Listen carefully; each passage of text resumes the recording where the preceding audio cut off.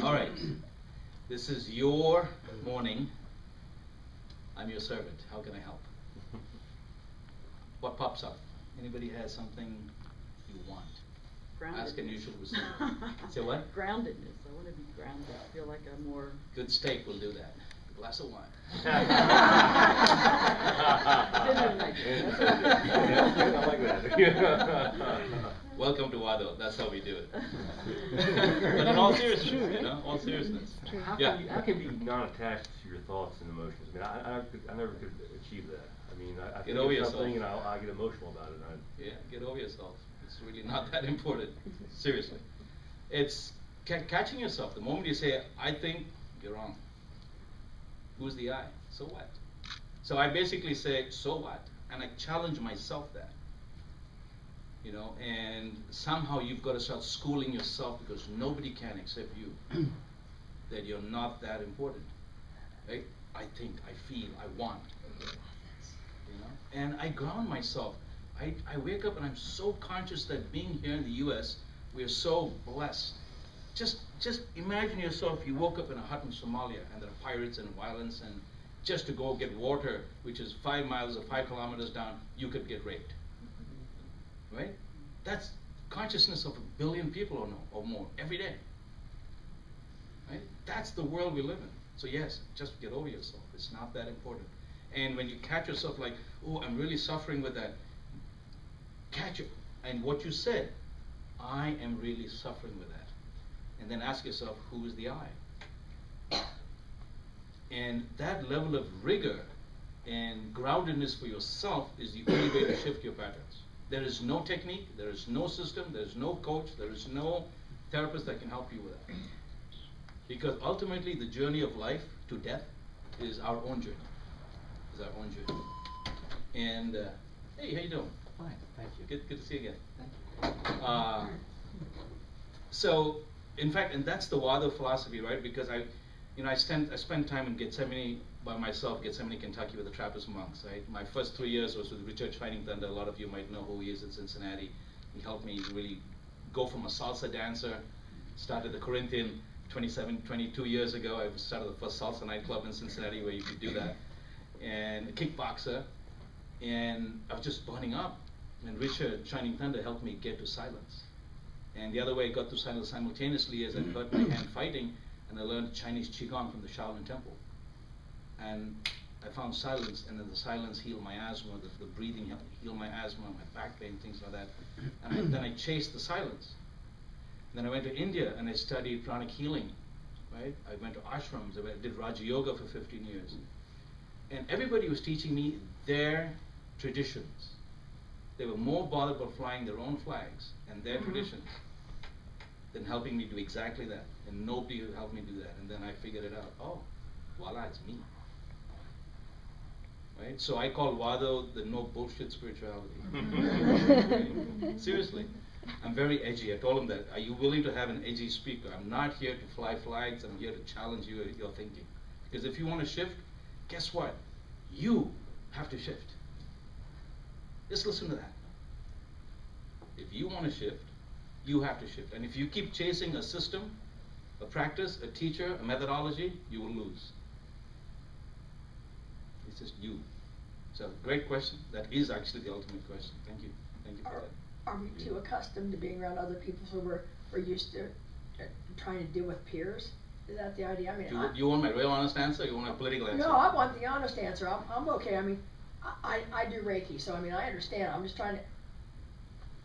It's not about you. The whole world, nothing's about us. If you, at least from my perspective, it's all an energy source, and we all are there. We just have bodies that cover over the energy. So for True, but your consciousness is within a certain unique pattern that is you. Yes. Right? Yes. So you had two questions, very good questions again. One is, are we influenced by everything? Short answer is yes. So my non-political answer, I'm not trying to be nice, is our whole society, the way we live today is, if you just watch it, there's so many influences controlling us. From the time parents raise their kids, boys don't cry, girls cry. What the? And then I got to spend time and money learning how to cry when I grow up. You know, I mean, so that's one form of control. Our churches, temples, I mean, I have to be so polite talking to my mother, right? Because she's very proud to be Catholic, which is fine. And they're very important.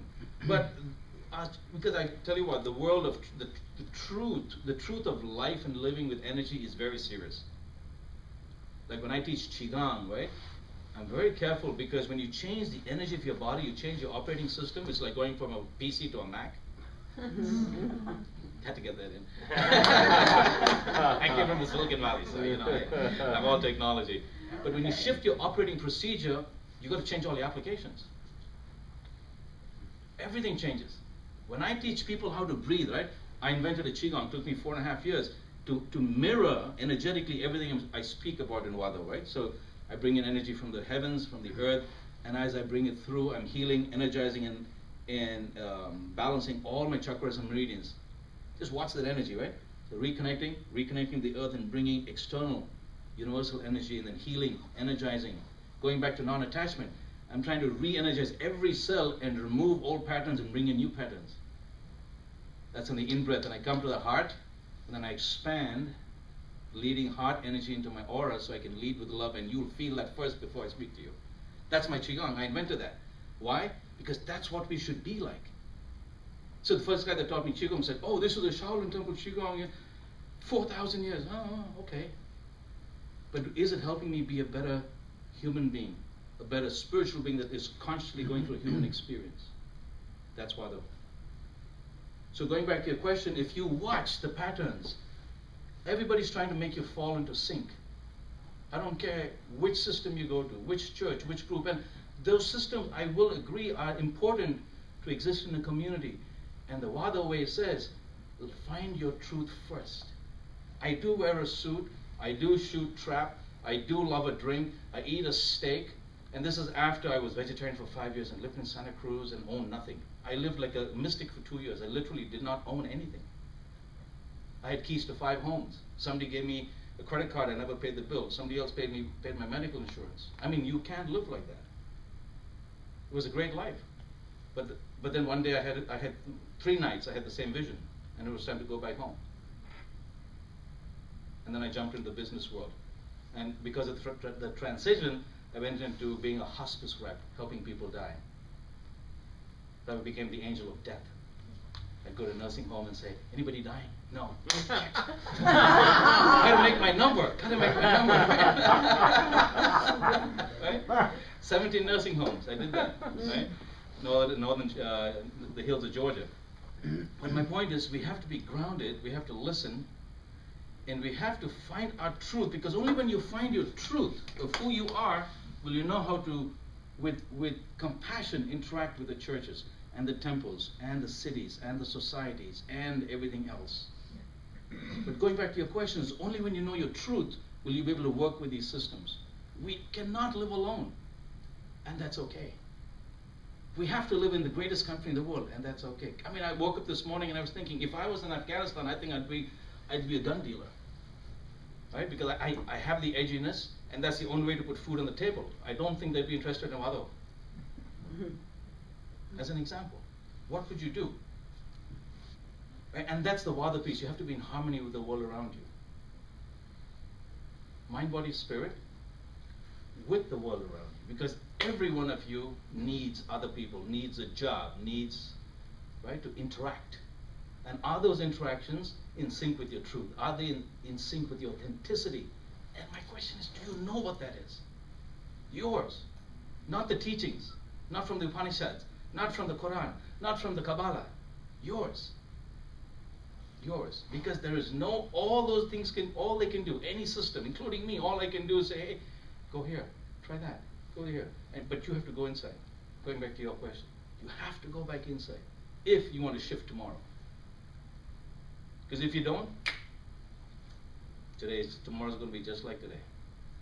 Could I have a Starbucks, please? Could I have this? Could I have that? You go through the patterns. Mine is a double tall, extra hot, 1 pump with room, last time.